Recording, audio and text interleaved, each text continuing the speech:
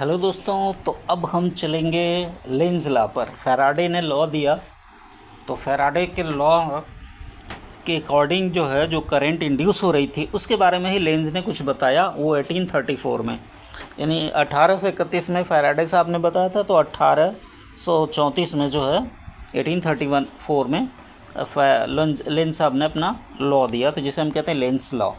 What is the Lenz law? तो according to this law, the direction of the induced EMF or induced current is such that it opposes the cause, the change which produces it. Sir देखा जाए, फिर length साहब ने बताया कि जो induce current है, यानी किस तरह से जो इंड्यूस करंट हुई। फॉर एग्जांपल मैं कोई भी ले लेता हूँ उनका एक सेटअप। तो जो इंड्यूस करंट थी, मान लेते ये कॉइल था, इसमें बैटरी से कनेक्टेड था, दूसरी कॉइल थी जो सेकेंडरी प्राइमरी कॉइल, ये सेकेंडरी कॉइल गैल्वेनोमीटर से कनेक्टेड थी। तो जब इसमें करंट इंड्यूस हुआ, जब की को ऑन ऑफ किया गया, मान लेते हैं की लगा था, तो की को जब ऑन ऑफ किया गया तो इसमें इंड्यूस हुआ करंट, मान लेते इस डायरेक्शन में से करंट इंड्यूस हुआ। तो उन्होंने कहा ये जो इंड्यूस करंट है ना, इस तरह से सेटअप होती है, इसकी डायरेक्शन जो है, ये इंड्यूस करंट की डायरेक्शन इस तरह से होगी, या जो इंड्यूस ईएमएफ होगा उसकी डायरेक्शन इस तरह से होगी कि ये उसी चीज़ का अपोज करती है जो पैदा कर रहा है इसको। यानी कि इन्होंने यही कहा, लेंज साहब ने वही कहा कि जो इंड्यूस करंट है या इंड्यूस ईएमएफ है वो उसी चीज़ का अपोज करता है, उसी चीज़ का विरोध करता है जो इसको खुद पैदा कर रहा हो।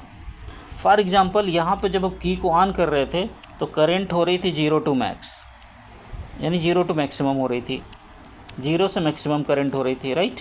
तो जब करंट 0 to मैक्सिमम हो रही थी तो ये जो है इसमें जो इस तरह से डायरेक्शन इसका आया कि ये जो इसमें जो करंट 0 to मैक्स हो रही थी ना, उसे मैक्स होने से रोकने लग रही थी। जब ध्यान दीजिएगा क्या, यानी जब की को ऑन किया गया तो 0 to मैक्सिमम हो रही थी करंट, यानी 0 से बढ़ करके धीरे धीरे हो रही थी। तो उसको क्या, इसमें जो करंट इंड्यूस हुआ उसकी डायरेक्शन इस तरह से हुई कि ये इसका अपोज करने लगी, यानी कि इसमें जो करंट मैक्स हो रही थी उसको रोकने लग गई, राइट।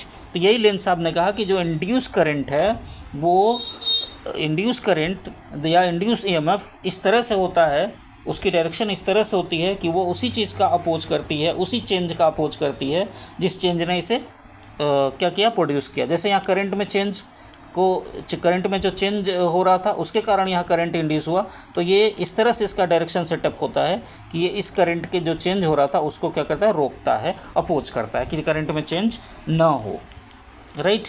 अब थोड़ा सा और दूसरा एग्जांपल ले लेते हैं। दूसरा जो एग्जांपल था मैग्नेट के लिए, तो मैग्नेट वाले एग्जांपल से थोड़ा सा समझ लेते हैं लेंज लॉ।